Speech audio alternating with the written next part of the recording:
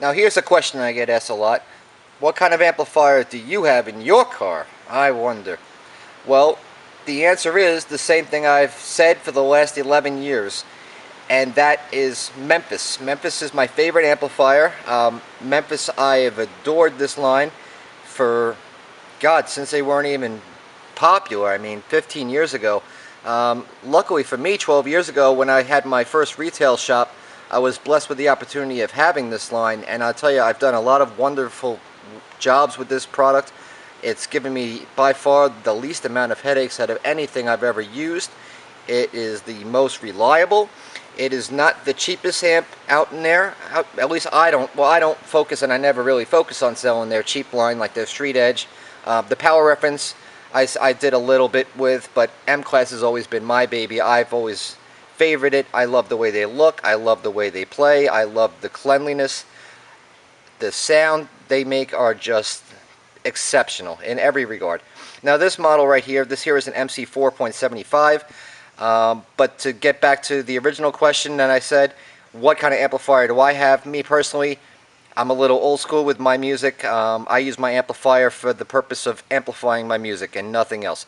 I don't use it to create a sound level adjustment. I don't use it for a bandpass crossover. I don't use it for anything other than the intended purpose to amplify my sound in my vehicle. So if I were to take my Memphis bell and break it down into two sections, it would essentially be this one, because I have the larger of the two Memphis bells, of course, because you gotta, you know. So this one here is a 4.75, so a 75 by 4, and that's at 4 ohms, which is underrated. This amplifier, which I just got done testing, trust me, this one here did 99 and change watts per channel at 4 ohms, even though it's only rated at 75, mind you. 2 ohm load, it's rated at 115 by 4. Again, this one did 140. I mean, usually most things in this world you get less than what you expect, less than what you pay for, always less. Memphis is completely the total opposite, polar opposite of what you'd expect. That's why I love them. That's why I've always used them, and thank God for Memphis. But real quick, my review on it, I want to just explain to everybody who's interested in getting an amplifier. If you just value my reviews and what my input is on the topic, I'm going to share it with you. Nothing really exciting happening on the input. It doesn't have a slave output to feed to a separate amplifier. That's one thing that it doesn't have, but then again, an amplifier, you know, is an amplifier. That's why they have Y splitters and other things. This one, unlike almost any other amplifier, has an unbalanced and a balanced line level inputs. So that way, if you have a head unit and one is throwing 3.1 volts and the other channel, for whatever reason, is doing 3.8, the difference in the ground potential or the voltage potential could, you know, lead to a whole lot of unwanted noise and whining and popping and cracking and snapping and all that other shit. This one here self-regulates all that problem, fixes the problem internally before it turns to a problem on the output stage. You got a 1 or a by 10 multiplier stage input switch right here. Very cool and very useful feature. I've used this many times.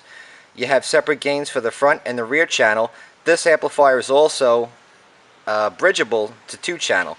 That's why you see there's a wired remote gain control and the cable which comes with it.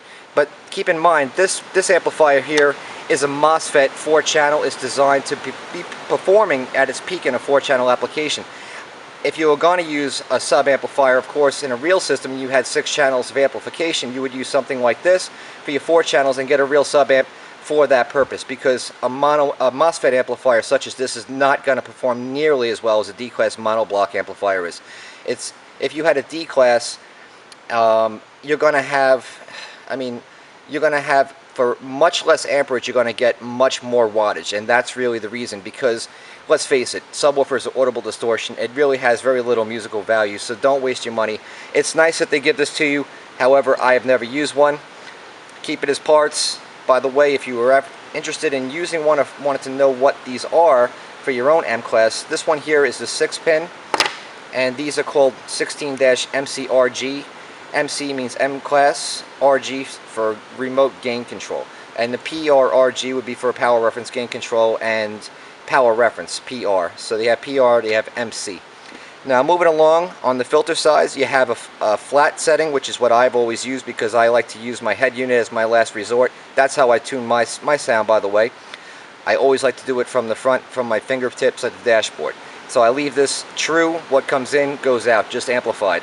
And then over here you have, again, a filter crossover setting from 50 Hertz to 250 Hertz, so you can block out the lower frequencies. But again, if you're on the flat setting, not necessary. But if you didn't have the, the benefit of having a crossover or a high-pass filter in your stereo for whatever reason, you would switch it to high-pass filter and utilize that right there. And then you have your other level for your rear channel, as well as one for your front. Another filter, so that way you can, say, use your front stage, run it flat, full range, and you could do a high-pass filter on the rear, or vice versa. And another crossover for that, 50 to 250 Hertz, same exact thing. So it's basically, this half of the amplifier is mirroring this one. The bass boost feature, again, I never use. It's very nice that it's there, so if you don't have a subwoofer in your system, you might actually utilize this. It's nice, but be careful. It's a powerful tool. And then, of course, in here, just wonderful terminal strip of how these